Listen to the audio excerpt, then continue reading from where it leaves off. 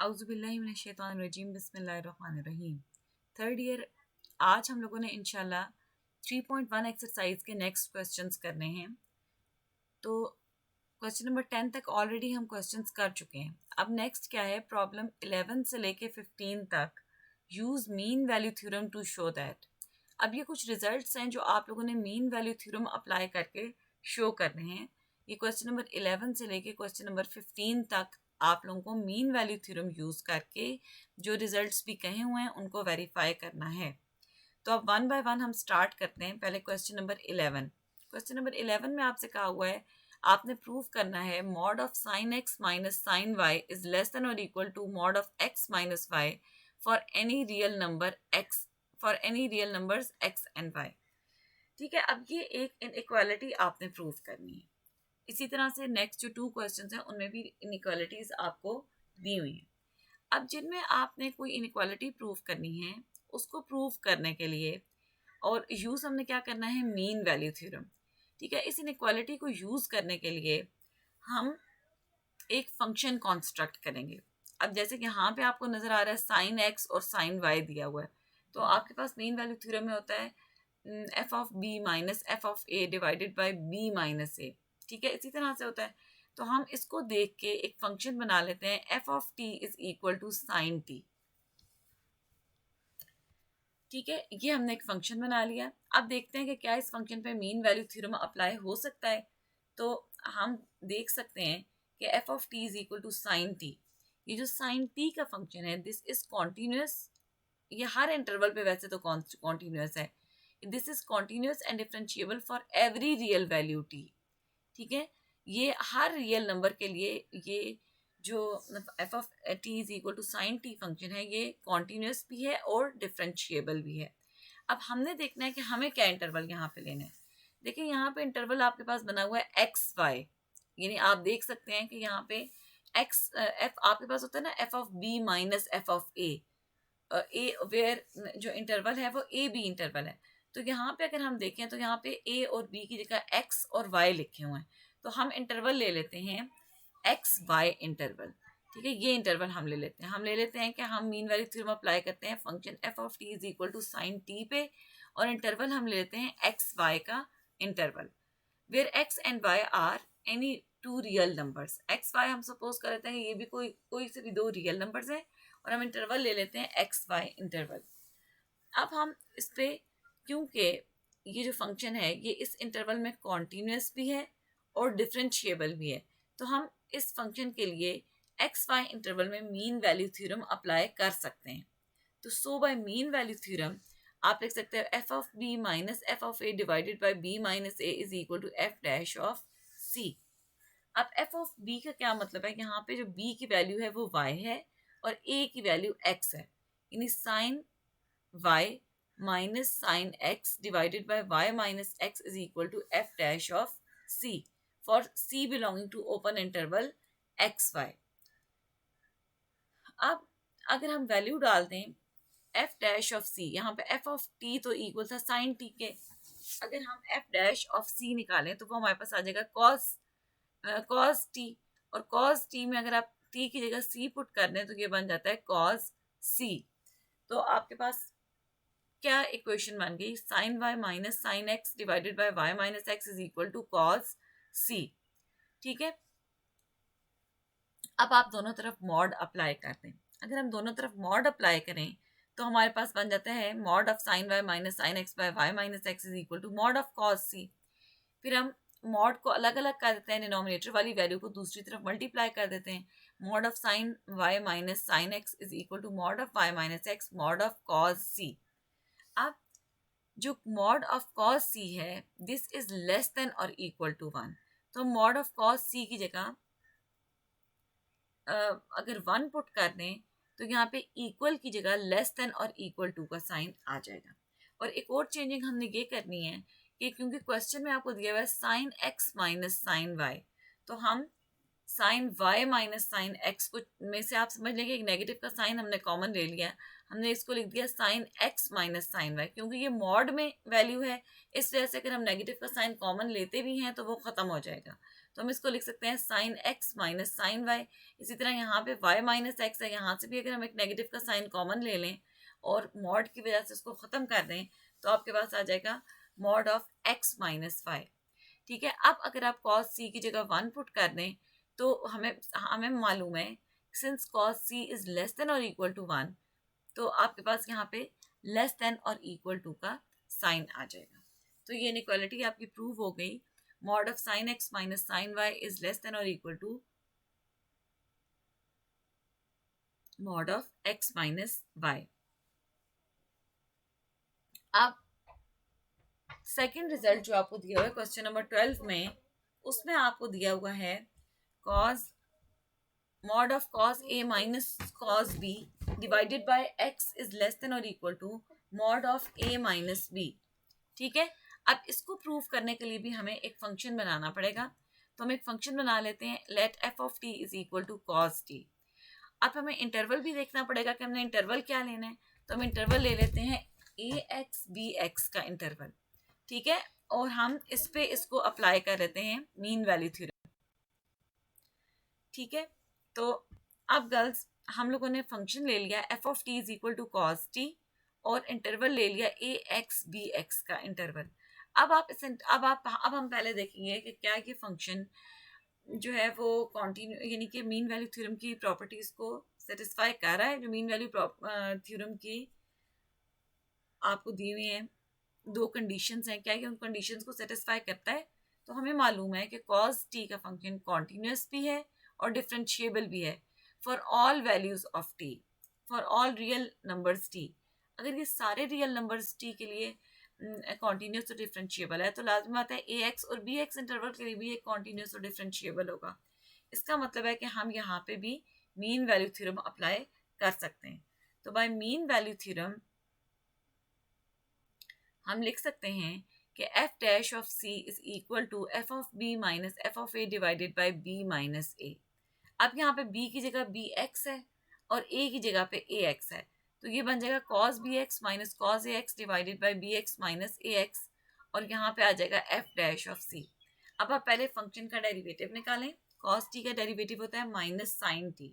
ठीक है, और फिर आप साइन की जगह पे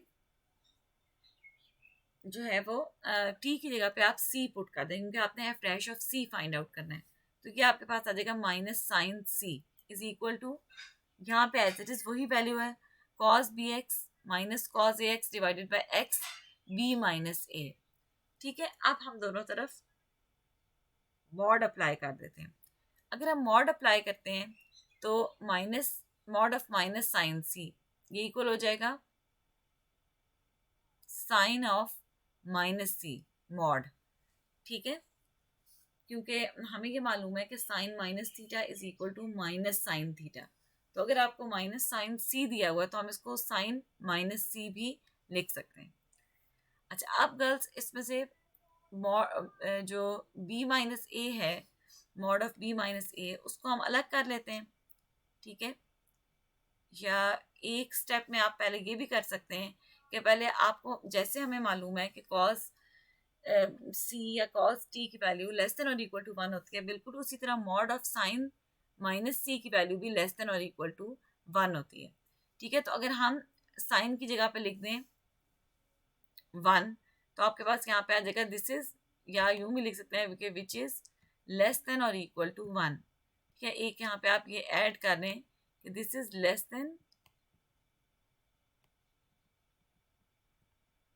देन और इक्वल टू 1।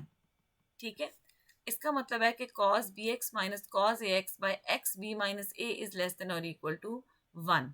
अब आप b माइनस ए को इस साइड पे लें, लेकिन यहाँ पे मॉड का साइन आएगा। ठीक है, ब्रैकेट नहीं डालनी बल्कि मॉड डालना है।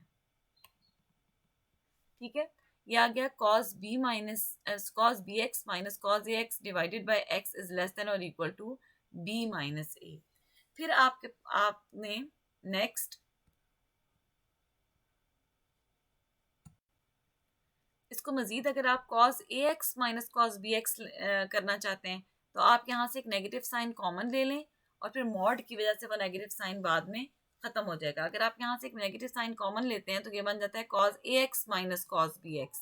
ठीक है, पहले आप एक माइनस का साइन कॉमन ले लें, उसके बाद क्योंकि मॉड है यहाँ पे, आपको पता है mod of minus X is equal to mod of X, तो वो नेगेटिव साइन आप खत्म कर सकते हैं।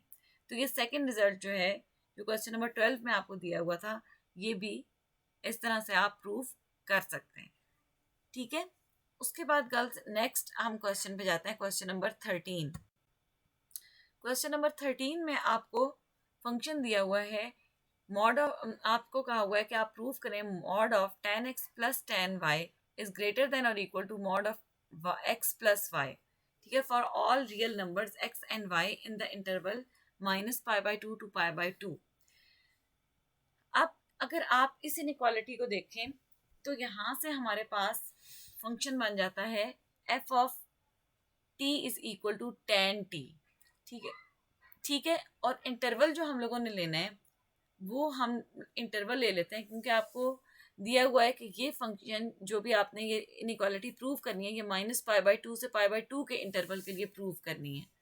तो अब हम यहाँ पे इंटरवल बना लेते हैं -x/y का interval.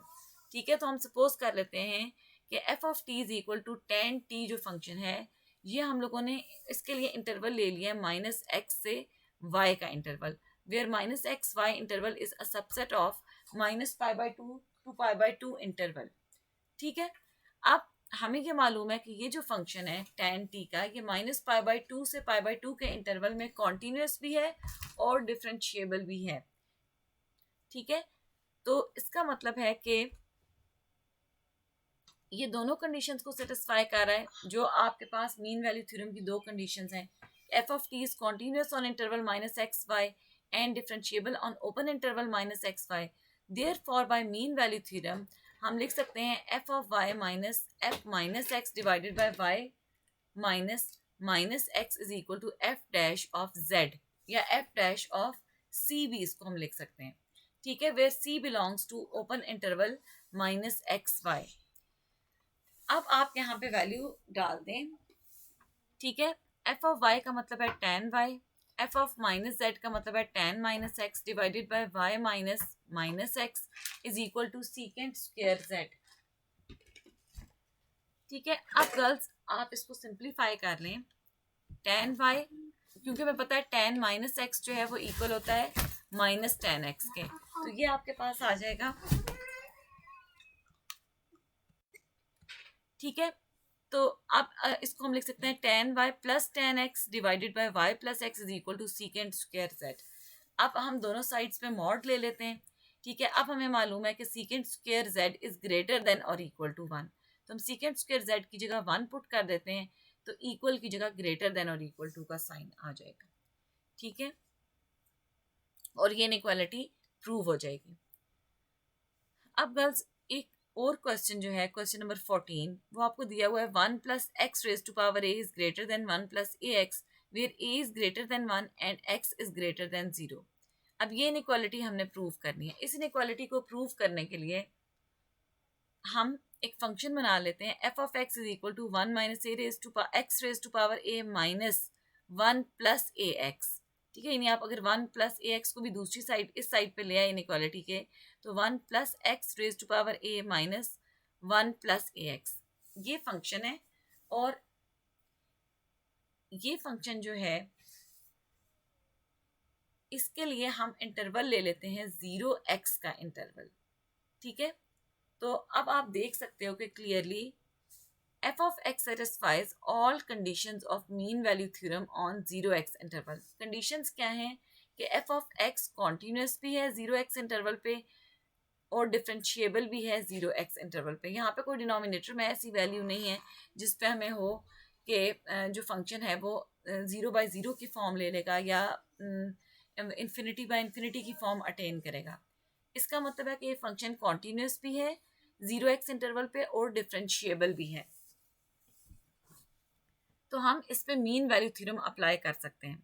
Therefore by mean value theorem जैसे आप लिखते हैं f of b minus f of a divided by b minus a is equal to f dash of c, तो यहाँ पे b की जगह पे x आ रहा है और a की जगह पे 0 आ रहा है, यानी f of x minus f of 0 divided by x minus 0 is equal to f dash of c।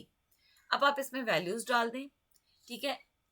F dash of सी अगर आपको निकालना है तो पहले इस फंक्शन का डेरिवेटिव लेना है। अगर आप इसका डेरिवेटिव लेते हैं तो वो क्या आता है, a 1 plus x raise to power a minus 1 minus 1 का डेरिवेटिव 0 हो जाएगा, और ए एक्स का अगर हम डेरिवेटिव लेते हैं तो वो हमारे पास ए आ जाता है, ठीक है। अब हम इसमें x की जगह c पुट कर देते हैं, यहाँ पे मैंने x की जगह c लिख दिया। अब हम इसको सिंप्लीफाई करते हैं। सिंप्लीफाई जब हम लोगों ने किया तो हमारे पास इसका ये रिजल्ट आ गया, 1 plus x raise to power a minus 1 plus a x is equal to x a 1 plus c raise to power a minus 1 minus 1। अब गर्ल्स आप देखें कि एक तो हमें मालूम है क्वेश्चन से कि a ग्रेटर देन 1 है, ठीक है। इन जो हर वैल्यू है उसको अब हम देखते हैं कि क्या ये पूरा रिजल्ट ग्रेटर देन 0 बनता है, क्योंकि अगर ये पूरा रिजल्ट ग्रेटर देन 0 बन जाए तो हमारी इनइक्वालिटी प्रूव हो सकती है। अब आप देखें a ग्रेटर देन 1 है, x हमें दिया हुआ है कि x इज ग्रेटर देन 0, ये दोनों चीज़ें तो हमें क्वेश्चन से ही पता चल गई कि x is greater than 0 and a is greater than 1। और इसमें देखें 1 plus c raise to power a minus 1 is greater than 1। यहाँ पे क्या है कि 1 में कोई वैल्यू ऐड हो रही है, ठीक है, और वो भी 0x इंटरवल की कोई वैल्यू है।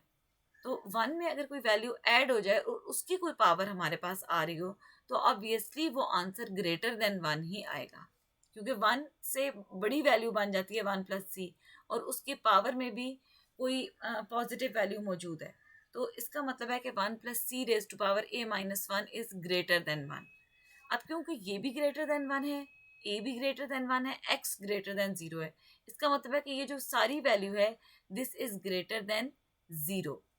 ये वैल्यू ग्रेटर देन 0 है, इसका मतलब है कि ये वैल्यू किसके इक्वल थी, ये तो इक्वल थी 1 plus x raise to power a minus 1 plus a x, ठीक है, इसके इक्वल थी। इसका मतलब है कि ये वैल्यू जो है वो हमारे पास ग्रेटर देन 0 है, ठीक है।